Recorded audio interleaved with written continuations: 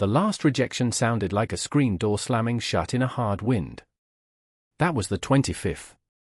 Jedediah Stone stood on the dusty boardwalk of Redemption Gulch, the deed to his 160 acres held loosely in one hand, feeling the Nevada sun beat down on the worn felt of his hat. He had advertised for a partner, a wife to share a homestead claim, and 25 women, brought to town on the morning train, had taken one look at his patched dungarees, his sun-scorched face, and the pitifully small plot marked on the territorial map and said no. Their refusals ranged from polite to scornful, but the meaning was the same. He looked like a man who had nothing and would amount to less. Mr. Abernathy, the land agent who had arranged the meeting for a hefty fee, was sweating through his wool suit.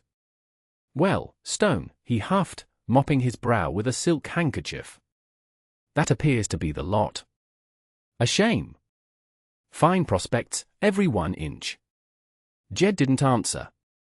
He watched the women cluster together down the street, their bright dresses a stark contrast to the town's perpetual coat of dust. They were already chattering about the other men in town, the ranchers with sprawling properties, the merchants with coin in their pockets. They hadn't seen him, not really. They had seen a list of his possessions, and found it wanting. He had known they would. It was the entire point of the exercise, a bitter test he had set for himself, and for them. But knowing that didn't stop the cold knot from forming in his gut. Perhaps he had been a fool to think character could be found this way. "Wait," Abernathy said, squinting toward the depot. "There is one more." From the shadows of the station's overhang, a young woman emerged. She was small and moved with a quiet grace that made her seem to float over the splintered planks of the platform. She wore a simple, sleeveless dress of light blue cloth, a style Jed had never seen before, that fell straight to her ankles. Her dark hair was pulled back in a neat, severe knot. She was Chinese, and in Redemption Gulch, that made her nearly invisible to men like Abernathy. The agent scoffed, lowering his voice. "She came with the others, but she's part of the railroad contract overflow. Indentured. Hardly a suitable match for a homesteader." The woman approached them, her gaze steady and direct. She stopped a few feet away, her hands clasped calmly in front of her. She didn't look at Abernathy, only at Jed. He saw no pity in her eyes, no judgment, only a deep, unnerving stillness. Jed held out the deed, the paper softened and creased at the edges. "It's not much," he said, his voice rough from disuse. 160 acres of dry land, a dugout for a house, and a meal that's meaner than a rattler. There's no money to speak of. It'll be hard work." From sunup to sundown he laid the truth out, plain and ugly, just as he had 25 times before. The woman didn't look at the deed. Her eyes drifted down to his hands. Jed was suddenly conscious of them. They were big and calloused, crisscrossed with old scars from work and newer ones from fights he'd rather forget. One knuckle was permanently swollen. They were not the hands of a prosperous man. She looked back up at his face, her gaze lingering on his eyes. He felt as if she were reading the lines etched at their corners, tallying up the miles he'd traveled and the things he'd seen. After a long moment, she gave a single, deliberate nod. Abernathy sputtered. "Young woman, do you understand? This man has nothing. You'd be better off scrubbing floors at the saloon." She ignored him. Speaking for the first time, her voice was low but clear, with only a trace of an accent. "My name is Mai Lin." She met Jed's eyes again. "I understand the work. I am not afraid of it." Jed felt something loosen in his chest, a tension he hadn't realized he was holding. He had come here looking for a flicker of something genuine in a world of calculation. He'd almost given up hope. He rolled up the deed and tucked it into his shirt pocket. "I'm Jedediah Stone," he said. He gestured toward a dusty buckboard wagon parked at the end of the street, his mule already hitched and looking impatient. "The homestead is a day's ride from here." Mai Lin simply nodded again and, without a backward glance at the town or the life she was leaving, walked toward the wagon. She carried nothing but a small, cloth-wrapped bundle.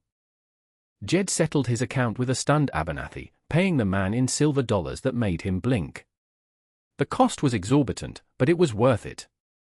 The test was over. The journey to the claim was made mostly in silence. The wagon wheels ground a steady rhythm against the hard-packed earth, and the sun beat down with a relentless, baking heat. Jed had expected questions, or perhaps tears, but My Lin sat quietly on the wagon bench, her back straight, her gaze fixed on the horizon. She seemed to be absorbing the landscape, the vast, empty expanse of sagebrush and rock, the distant, shimmering mountains. He found himself watching her from the corner of his eye. She was not what he had expected. He had imagined someone soft, someone who needed protecting. But there was a resilience in My Lin's posture, a self-contained strength that had nothing to do with physical size. She did not flinch from the heat or complain about the dust that coated their clothes and skin. When he stopped to water the mule at a meager creek, she climbed down and, without a word, refilled their canteens, her movements economical and sure. "Have you been in this country long?" he asked, his voice sounding loud in the quiet. 2 years, she replied, not looking at him. "I worked on the railroad line, in the kitchens. Near Sacramento." That explained her presence in Nevada. When the lines were finished, many of the Chinese workers were simply cast aside, left to fend for themselves in towns that were often hostile. Her situation was more precarious than he had even realized. Therefore, her choice to come with him, a man with nothing, was all the more baffling. They arrived at the homestead as the sun was setting, painting the sky in fiery strokes of orange and purple. The word homestead was a generous one. It was a dugout, carved into the side of a low hill, with a roof of sod and a single, shuttered window. A crooked stovepipe jutted out at a defiant angle. A small, sturdy corral held no livestock, and the well looked dangerously shallow. It was the very picture of poverty. Jed pulled the wagon to a halt and sat for a moment, waiting for her reaction. This was the final part of the test. He watched her face. She surveyed the scene, her expression unreadable. She took in the dugout, the empty corral, the parched earth that stretched in every direction. Then she looked at the well. "The water is low," she stated. It wasn't a question or a complaint. It was an observation. "It is," Jed admitted. "Been a dry summer." She slid off the wagon seat, her small bundle in hand. She walked to the door of the dugout and peered inside. Jed followed, his boots heavy on the ground. He felt a sudden, sharp pang of something that felt like shame. The interior was sparse, a rough-hewn table, 2 chairs, a cot in the corner, and a cold fireplace. It was a shelter, not a home. My Lin placed her bundle on the table. She turned to him, her face illuminated by the last rays of sunlight coming through the open door. "We will need to dig the well deeper before we do anything else," she said. "And the roof will need new sod before the first rain." Jed just stared at her. There was no recrimination in her voice, no disappointment. There was only a calm assessment of the work that needed to be done. She had looked at this desolate place and had not seen an ending, but a beginning. He did not yet know that her quiet observation was a skill that would save them both. The first week was a testament to shared labor. They spoke little, their communication falling into a rhythm of physical work. They deepened the well, taking turns with the shovel and the bucket, hauling up dirt until they hit a seam of cooler, damp earth that promised more water. They patched the sod roof. Jed was strong, able to break the hard ground and lift the heavy timbers, but My Lin was tireless and methodical. She saw where the supports were weakest, where the cracks would form. She worked with a focused intensity that matched his own. In the evenings, they would sit at the small table and eat a simple meal of beans and corn bread. The silence between them was no longer awkward, but companionable. Jed found himself learning the contours of it, the way she would pause and listen to the night sounds before taking a bite, the way her hands were never idle, always mending a piece of cloth or sharpening a tool as they Saturday. He learned she could read. One evening, he saw her studying the label on a can of peaches he'd bought for a treat. He pushed a tattered almanac across the table. Her fingers traced the words, and a small, rare smile touched her lips. After that, he made a point to buy the weekly territorial newspaper when he went to town for supplies. It was on one of those supply runs that their new life was threatened. They were in Redemption Gulch, loading sacks of flour and seed into the buckboard. Jed was inside the general store, settling his bill, when he heard a loud, arrogant voice outside. "Well, look what we have here. Stone's Little Prairie Flour." Jed stepped out onto the boardwalk. Silas Croft, the biggest rancher in the county, was standing there with two of his men. Croft was a large man who filled his expensive clothes, his face perpetually florid from whiskey and sun. He owned half the valley and acted as if he owned the other half, too. Croft's eyes ran over my Lynn in a way that made Jed's hands curl into fists at his sides. "I heard you picked up some new livestock, Stone," Croft sneered. "Didn't figure you for the exotic trade." My Lynn stood perfectly still by the wagon, her expression calm, giving Croft nothing. "She's my wife," Jed said, his voice low and even. He moved to stand slightly in front of her. Croft laughed, a booming, unpleasant sound. "Wife? On that worthless piece of rock you call a claim? What are you planning to grow out there, thistle and regret?" He took a step closer. "That land adjoins my north pasture. I don't like my view spoiled by squatters. I'd be willing to give you $10 for your trouble. Take your wife and be on your way." The offer was an insult, meant to humiliate. $10 wouldn't even cover the filing fee for the claim. "The land's not for sale, Croft," Jed said. Croft's smile vanished. His eyes narrowed. "Everything is for sale, son. It's just a matter of price." His gaze flickered past Jed to the horizon. "That piece of dust ain't worth fighting for unless you know something I don't." Jed's blood ran cold.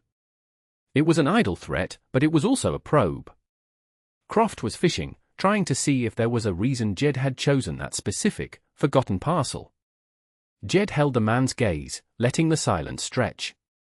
He knew men like Croft. They saw any sign of weakness as an invitation. But Jed also knew that a direct confrontation here would be a mistake. He was known in town as a poor, quiet homesteader. He needed to keep it that way. It was my Lynn who broke the standoff. She took a step forward, moving to the side of the wagon where one of the sacks of flour had been loaded carelessly, its weight resting against a weak slat. With a small, deliberate movement, she adjusted a rope, shifting the sack's position. Then she looked directly at Silas Croft. "The flour will spoil if it gets wet," she said, her voice clear and carrying. "And it looks like rain." Everyone looked up. The sky was a brilliant, cloudless blue. There wasn't a hint of rain for 100 miles. Croft's men snickered. Croft himself looked confused, thrown off his rhythm. He had expected fear or anger. He had not expected a quiet, nonsensical comment about the weather. The tension of the moment popped like a soap bubble.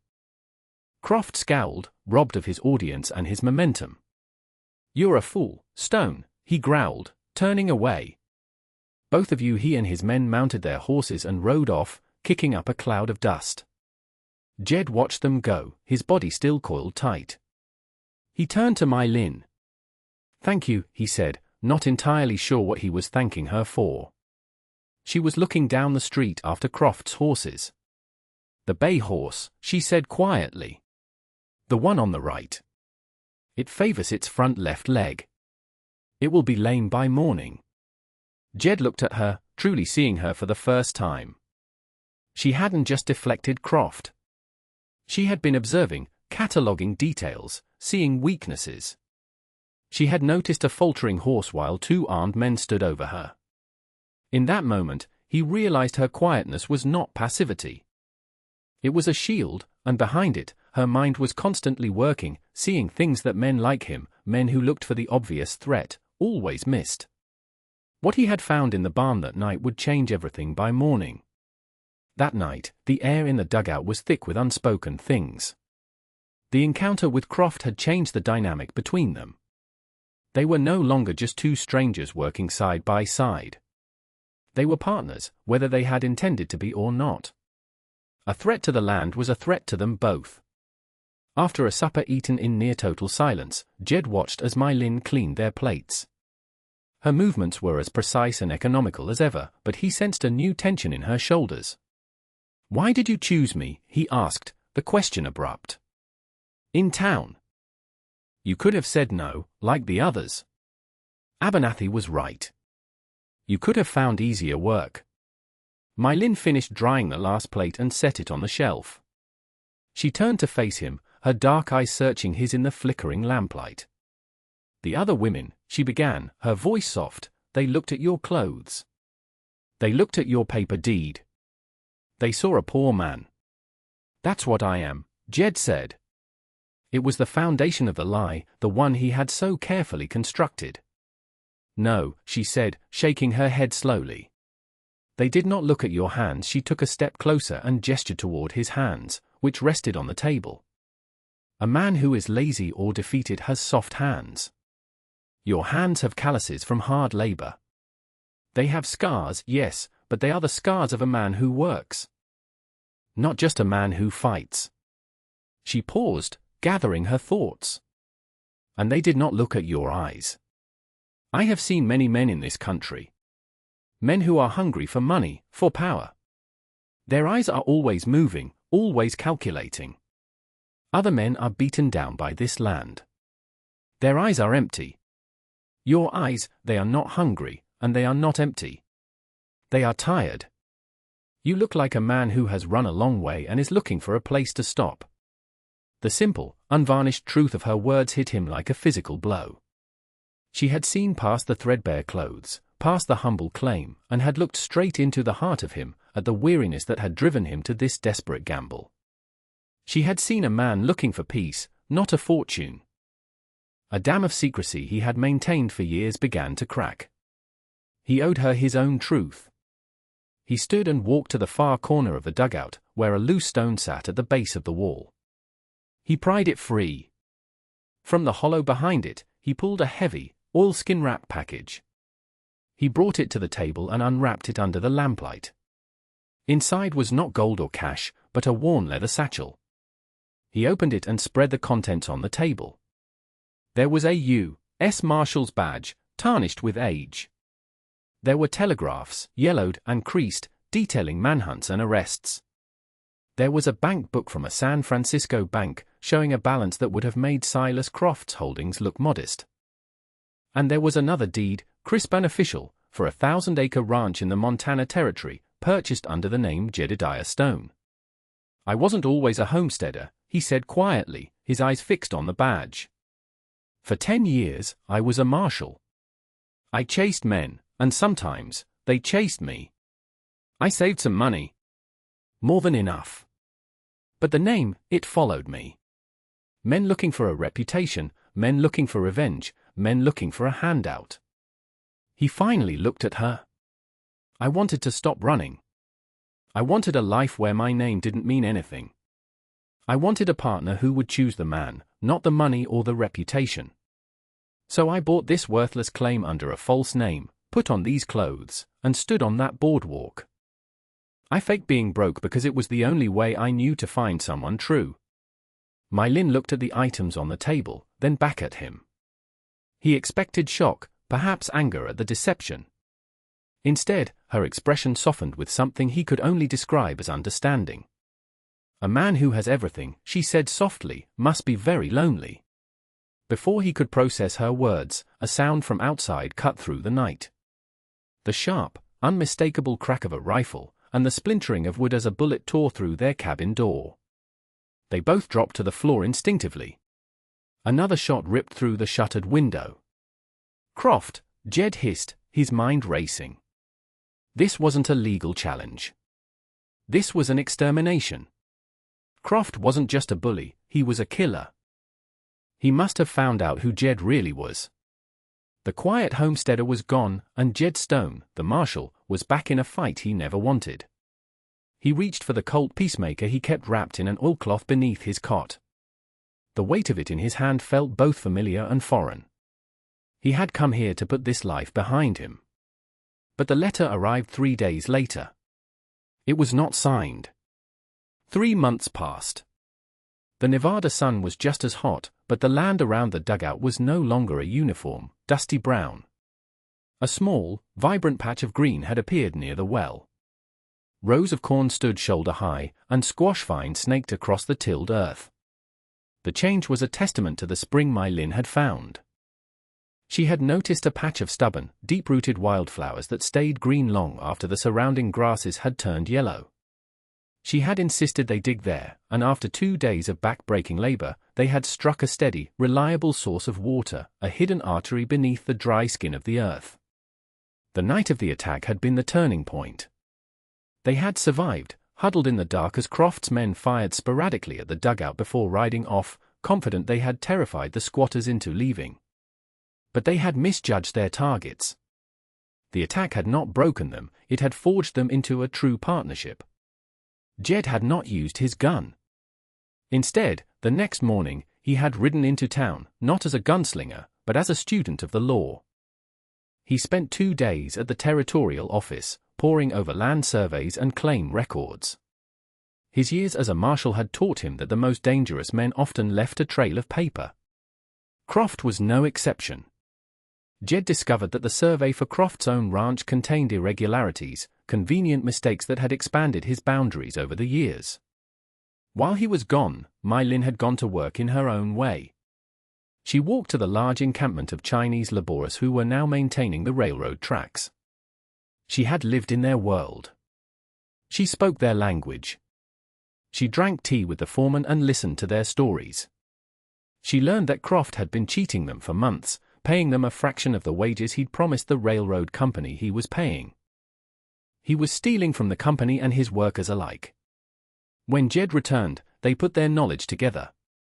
They didn't go to the sheriff, who was squarely in Croft's pocket. Instead, Jed sent 2 telegraphs. The first was to the Territorial Land Office in Carson City, formally challenging Croft's survey and citing the specific statutes he was violating. The second was to the Central Pacific Railroad headquarters in Sacramento, detailing the wage fraud and signed by the entire Chinese work crew, with My Lin's name at the top. The response was swift.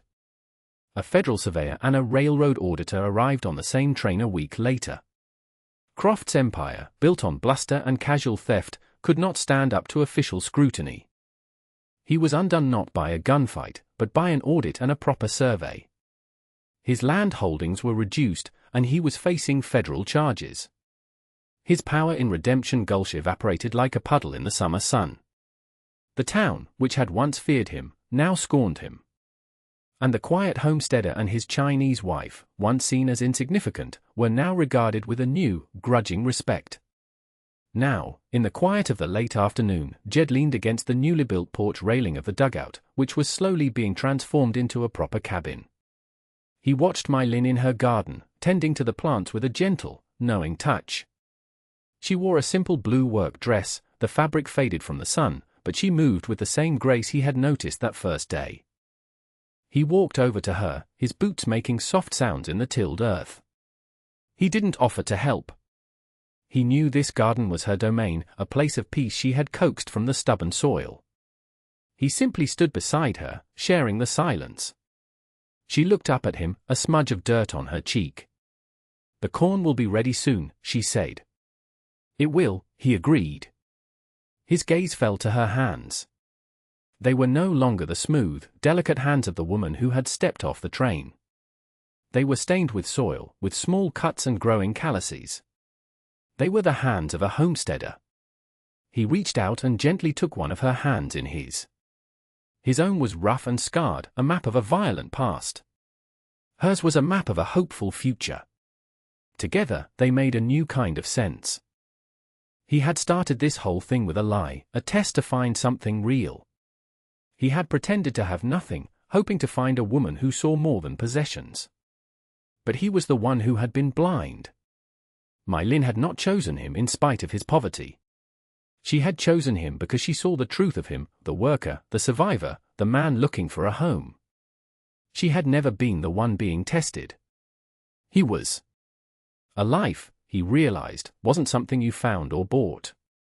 It was something you built, day by day, with calloused hands, in the quiet company of someone who saw you for who you truly were. And that brings us to the end of this one. If you stayed with me all the way through, thank you. Stories like this one only get told because folks like you sit down and listen. If you liked what you heard, go ahead and hit that like button. And if you want more stories from the old frontier, subscribe so you don't miss the next one. Until then, take care of yourself, and thanks again for being here.